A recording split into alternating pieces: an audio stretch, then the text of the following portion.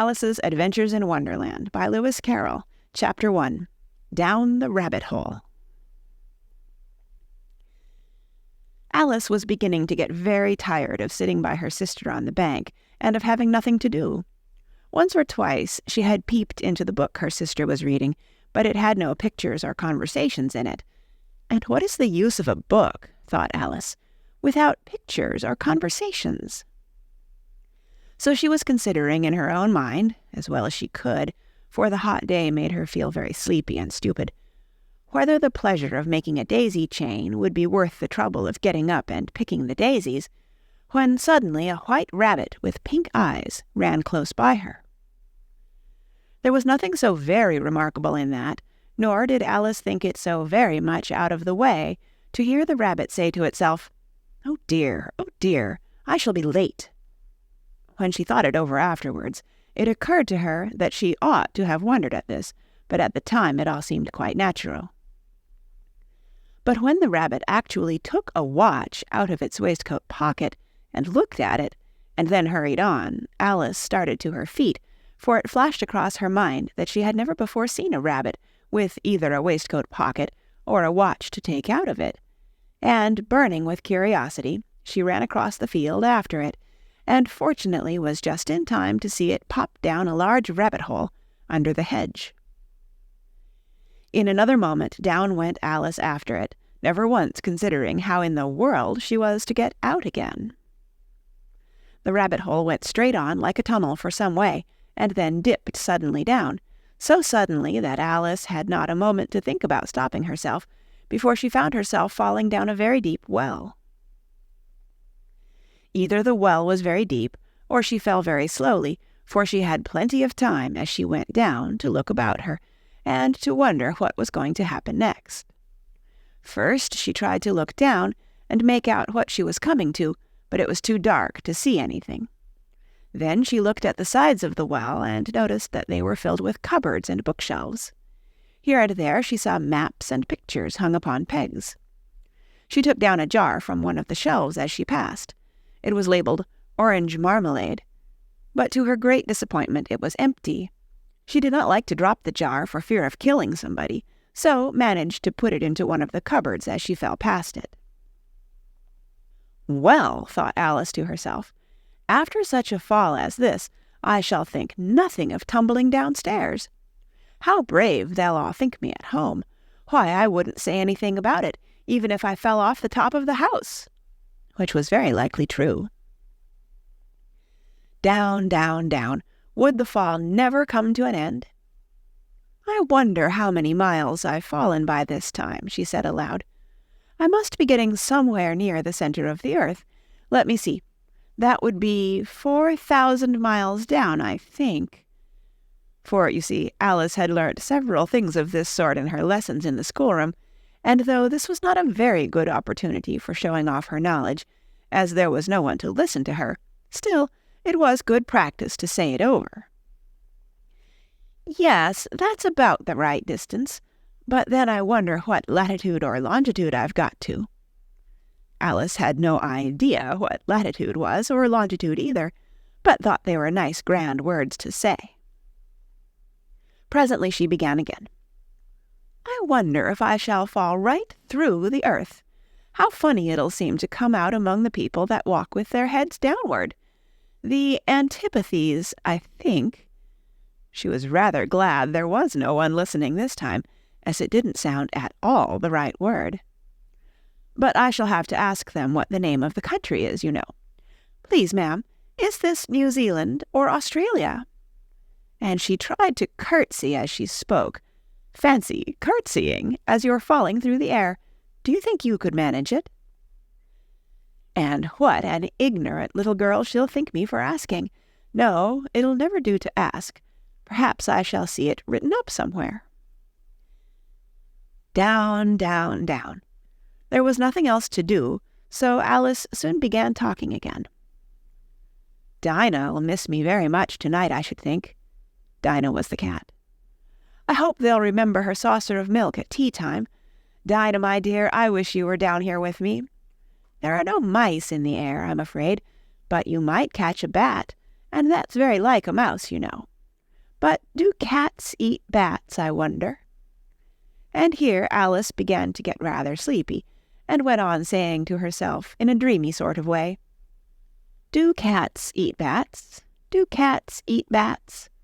And sometimes, "Do bats eat cats?" For, you see, as she couldn't answer either question, it didn't much matter which way she put it. She felt that she was dozing off, and had just begun to dream that she was walking hand in hand with Dinah, and saying to her very earnestly, "Now, Dinah, tell me the truth. Did you ever eat a bat?" When suddenly, thump, thump, down she came upon a heap of sticks and dry leaves, and the fall was over. Alice was not a bit hurt, and she jumped up onto her feet in a moment. She looked up, but it was all dark overhead. Before her was another long passage, and the White Rabbit was still in sight, hurrying down it. There was not a moment to be lost. Away went Alice like the wind, and was just in time to hear it say, as it turned a corner, "Oh, my ears and whiskers, how late it's getting!" She was close behind it when she turned the corner, but the rabbit was no longer to be seen. She found herself in a long, low hall, which was lit up by a row of lamps hanging from the roof. There were doors all round the hall, but they were all locked, and when Alice had been all the way down one side and up the other, trying every door, she walked sadly down the middle, wondering how she was ever to get out again. Suddenly she came upon a little three-legged table, all made of solid glass. There was nothing on it except a tiny golden key, and Alice's first thought was that it might belong to one of the doors of the hall. But, alas, either the locks were too large, or the key was too small, but at any rate it would not open any of them. However, on the second time round she came upon a low curtain she had not noticed before, and behind it was a little door about 15 inches high. She tried the little golden key in the lock, and to her great delight it fitted. Alice opened the door and found that it led into a small passage, not much larger than a rat-hole. She knelt down and looked along the passage into the loveliest garden you ever saw. How she longed to get out of that dark hall and wander about among those beds of bright flowers and those cool fountains. But she could not even get her head through the doorway. "And even if my head would go through," thought poor Alice, "it would be of very little use without my shoulders. Oh, how I wish I could shut up like a telescope. I think I could, if I only knew how to begin." For, you see, so many out-of-the-way things had happened lately that Alice had begun to think that very few things indeed were really impossible. There seemed to be no use in waiting by the little door, so she went back to the table, half hoping she might find another key on it, or at any rate a book of rules for shutting people up like telescopes. This time she found a little bottle on it. "Which certainly was not here before," said Alice. And round the neck of the bottle was a paper label, with the words, "Drink me," beautifully printed on it in large letters.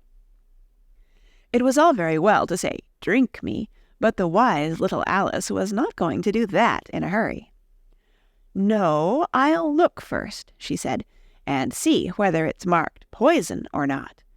For she had read several nice little histories about children who had got burnt and eaten up by wild beasts and other unpleasant things, all because they would not remember the simple rules their friends had taught them, such as that a red-hot poker will burn you if you hold it too long, and that if you cut your finger very deeply with a knife it usually bleeds, and she had never forgotten that, if you drink much from a bottle marked poison, it is almost certain to disagree with you sooner or later. However, this bottle was not marked poison, so Alice ventured to taste it, and finding it very nice, it had, in fact, a sort of mixed flavor of cherry tart, custard, pineapple, roast turkey, toffee, and hot buttered toast. She very soon finished it off. "What a curious feeling," said Alice. "I must be shutting up like a telescope." And so it was indeed. She was now only 10 inches high, and her face brightened up at the thought that she was now the right size for going through the little door into that lovely garden. First, however, she waited for a few minutes to see if she was going to shrink any further. She felt a little nervous about this. "For it might end, you know," said Alice to herself, "in my going out altogether, like a candle. I wonder what I should be like then." And she tried to fancy what the flame of a candle is like after the candle is blown out, for she could not remember ever having seen such a thing. After a while, finding that nothing more happened, she decided on going into the garden at once. But, alas for poor Alice, when she got to the door she found she had forgotten the little golden key, and when she went back to the table for it, she found she could not possibly reach it. She could see it quite plainly through the glass, and she tried her best to climb up one of the legs of the table, but it was too slippery. And when she had tired herself out with trying, the poor little thing sat down and cried. "Come, there's no use in crying like that," said Alice to herself, rather sharply. "I advise you to leave off this minute." She generally gave herself very good advice, though she very seldom followed it, and sometimes she scolded herself so severely as to bring tears into her eyes, and once she remembered trying to box her own ears for having cheated herself in a game of croquet she was playing against herself, for this curious child was very fond of pretending to be two people. "But it's no use now," thought poor Alice, "to pretend to be two people. Why, there's hardly enough of me left to make one respectable person." Soon her eye fell on a little glass box that was lying under the table. She opened it and found in it a very small cake, on which the words, "Eat me," were beautifully marked in currants. "Well, I'll eat it," said Alice, "and if it makes me grow larger, I can reach the key, and if it makes me grow smaller, I can creep under the door, so either way I'll get into the garden, and I don't care which happens." She ate a little bit, and said anxiously to herself, "Which way? Which way?" holding her hand on the top of her head to feel which way it was growing, and she was quite surprised to find that she remained at the same size. To be sure, this generally happens when one eats cake, but Alice had got so much into the way of expecting nothing but out-of-the-way things to happen, that it seemed quite dull and stupid for life to go on in the common way. So she set to work, and very soon finished off the cake.